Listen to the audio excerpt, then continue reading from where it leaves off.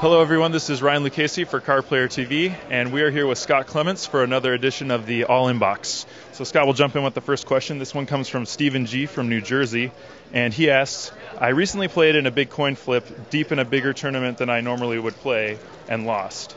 Do you still recommend making risky but plus EV plays, even if you probably won't be in that spot again?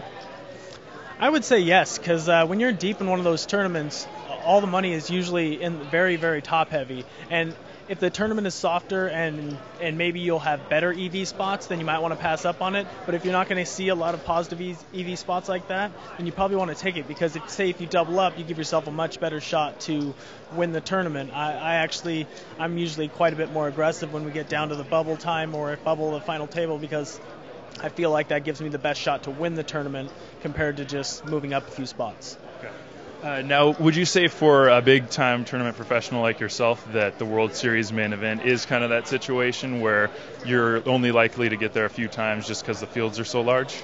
I would definitely call that. So, I mean, I felt, very fortunate to get as deep as I did. I know, once busting out, of course, that's frustrating, but every day felt like even better. But you're not going to find yourself in a lot of those spots, and it makes it really interesting in a tournament like that to know how everyone's going to play when you get down to, let's say, 27 players trying to get down to 9, because there's so much added value making it there. So I tried to address that and played a bit aggressively. It didn't work out on day 8, but I definitely was addressing how people were playing, for sure.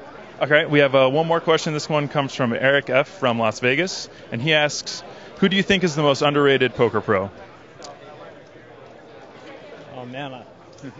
I haven't really thought about that. Or maybe a number of pros that you think might be underrated, I'll like go a group? One name, but it's probably pretty underrated at least live, is Yevgeny Timoshenko. I'm not sure if I'm pronouncing that right. That's but I did just see him recently, so he's fresh in the mind, but I would say that he's pretty underrated.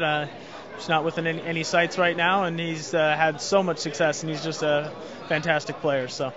Yeah, that's true. I would agree with that. He, had the big win at the WPT Championship, and he's been pretty consistent. And the W Coupe win too. So yes. That was both huge. Both venues. All right, Scott. Well, thank you very much. Thank you. All right. With Scott Clements, this is Ryan Lucchese signing off for another episode of the All Inbox on Car Player TV.